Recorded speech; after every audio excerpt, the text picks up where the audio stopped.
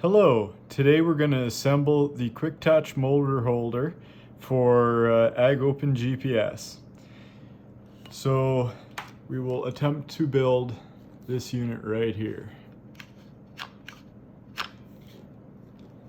So I take it if you've made it this far, you're either curious or you already have these parts and you want to see how they're put together. So I will walk you through the assembly of one of these. I've got a unit here printed off for a New Holland. It's very nice and blue. I got into the wife's glitter glue, gave it some flashiness. I'm really starting to like how my printer is printing off parts. I'll give you a view of TPU. Like, that is just beautiful. I still got to figure out this first few little layers here, but otherwise it's coming off just beautiful. So just a quick tip when you're making these, once they come off the printer, if you go to remove your brim material, or you also go to remove small things you don't like, this is a ceramic deburring tool, and it works really easy. Usually, yeah, there we go, just like one scrape and it'll take whatever you don't want off. If you don't have that, the slightly more dangerous but still very effective version is a pocket knife, and yeah, it works very well, especially with TPU. The deburring tool doesn't really work that good with, but it definitely works with a knife. And then if you have these fine hairs on TPU, if you have a butane lighter, be very careful, but you just kind of hit it and they magically disappear. So I guess we will start assembling this. All right, well, the first thing that we're going to do is we're going to attach the motor holder unit to the tension brace.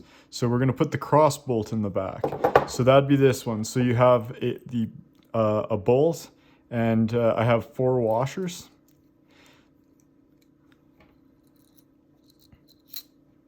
So I'm always trying to hide the fastener from the outside, just because that's kind of how I like to do it. So I put this through here, and then I put one on the inside. It kind of acts as a spacer. And then I slide it through. Okay. And then it's going to be a little bit tricky, so I'll just pop this in the gap. And then I can look through that hole and get it lined. Oh, there we go. Pop through. One more washer. And then the final nut on there.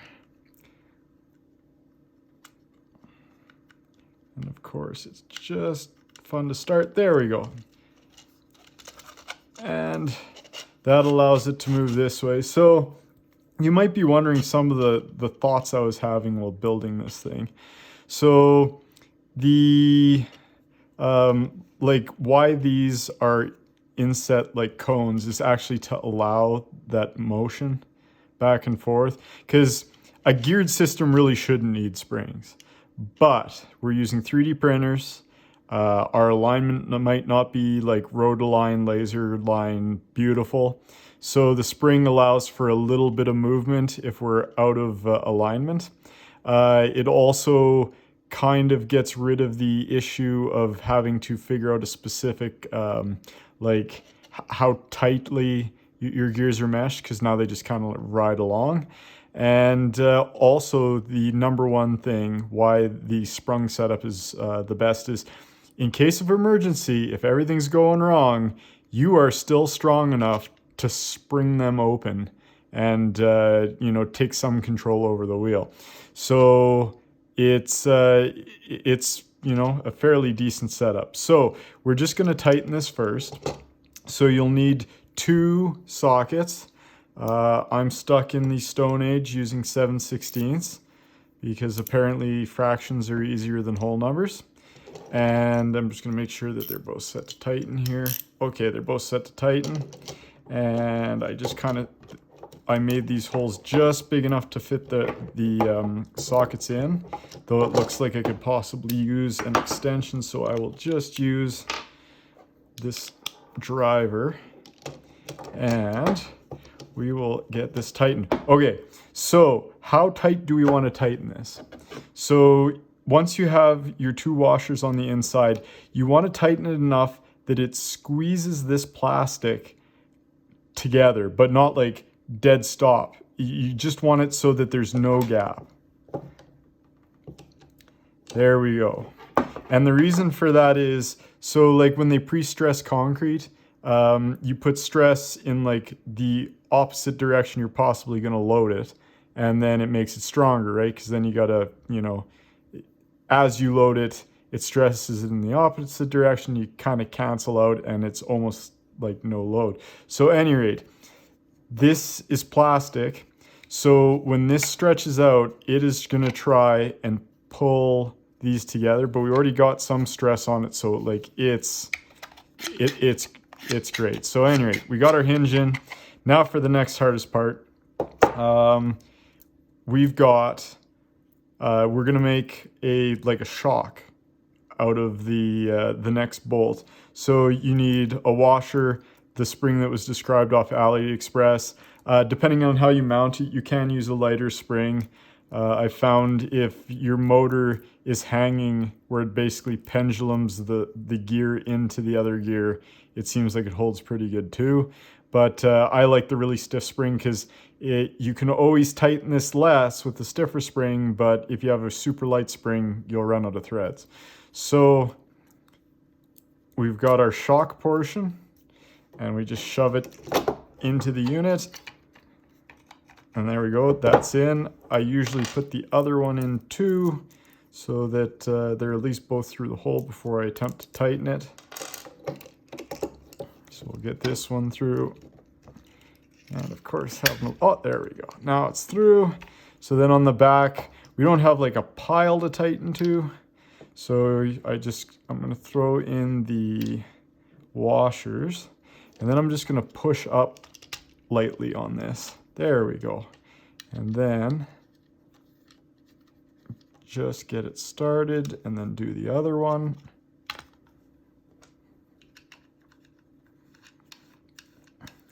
Okay, so the question of how tight do we tighten these? So just to start, we'll tighten it so that this bolt face on this side just sits on the inside of the plastic, and then we'll fine tune it later, because really you only have to have it tight enough to keep the motor engaged into the main gear. So we'll just do some tightening. We gotta wait for it to actually touch down. Oh, there we go. Now we're starting to get it to touch down. So we'll just keep on tightening. And check. And a little bit more. And then, all right, it's just on the inside. Move on. So we'll go to the next one. And yeah, sockets just fit inside these holes. That's what the sizing was. And keep tightening. Okay. A little bit more. Okay, so now those are in. We got our springs in. So now, oh, there we go. That's probably enough. That's probably plenty. And you can see there's like maybe, what, like 3/8 of an inch sticking out the back. So that is mostly together. So now I'd say it's time to get the fidgets motor in. So this holder only works with this motor. If you want to work with any other motor, that's your deal, but I built it for this. And this is the one spec'd out in the AgOpen order list. So this is the one that goes in. So it's really easy to put this motor in. You get yourself a hose clamp. The shinier the better, you know, looks really dressy. And I put it in. Again, I'm sticking all my fastener ends on this side just because it's you know, not viewable to me in my tractor, and I don't like looking at them, but you can put them, I guess, any way you want. And then you take the motor, you can put the wires wherever you want, but also the nice thing about this design is after it's in, you can loosen this off a little bit and you can turn the motor to figure out where you want to put those wires. So we just stuff it in, and then I'll just switch here, and we've got a fabulous 5/16, and we will just tighten this in. And it doesn't have to be super tight, because like you don't want to crush the motor and cause some sort of issue, but like I'm not putting a great deal of pressure on it, like just snug, like not even spark plug tight. So now we've got our nice flash chrome, and there we go. So now we can hold it, and I'd say that these bolts are plenty tight because our motor isn't sagging. So it's just nice and light. I like that. So that's that much of it done. So now we take our small gear. There's no need for a set screw. I did edge this a little with a knife. It does make it slightly easier to go on. Just because like with the 3D printing process, you can see on the outside here, you get like a little bit of a lip. And there's that little bit of a lip on the inside too. So out she comes. I lined up, there's like a key already in it. And the key lines up, if you flip it, with the end of the bottom of the F. And so you just kind of line it up as best you can. And then, okay, I gotta just, it's easier when I'm not filming it. There we go. And you just push it on. And it does go on there rather tight. And the reason being is, just like we're preloading the plastic back here, I'm preloading the plastic here, because if it's all squished together, I gain just a little bit of extra shear on it. So yeah, there we go. The gear is on. A lovely green TPU. And now the only thing we really have left on this unit is the optional finger guard. So the optional finger guard. I really do like watching the gear go round and round. It's a whole lot of fun. Some people probably don't, so they want to get rid of the small gear. Some people have little friends in their buddy seat who they don't want them to get meshed in with the main gear. So it's just got 2 pins and it just slides over. And there you go. That portion is assembled. So in the tractor, you would put on your large gear on the steering wheel, and then this would just lock right in there and it would turn it. But if you want a small tip on installation, so when you go to install, spread this open and shove something like a washer or 2 back in there so that you can get these to be parallel like that. And once they're parallel, it's easier to do the measurements to make your farmer built arm.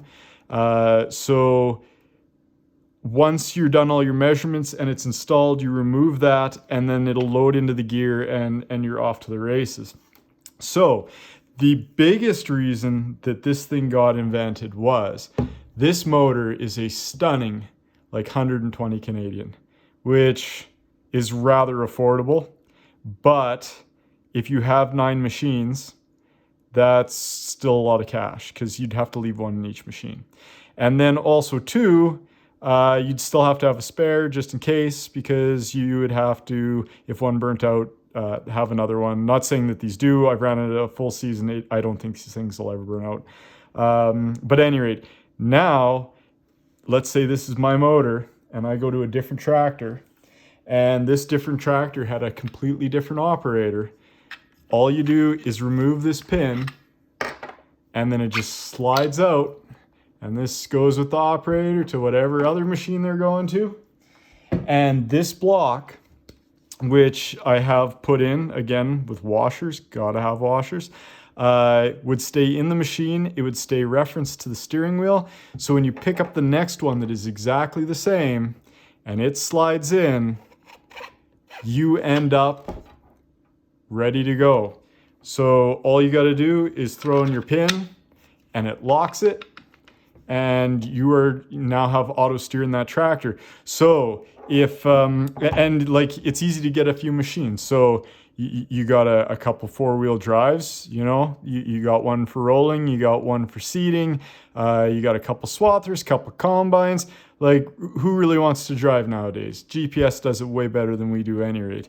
So this allows the motor and the screen, if you have it set up that way, to move machine to machine, and that brings the per unit cost way down, and it makes AgOpenGPS an extremely attractive financial decision, especially since it works so well as it does.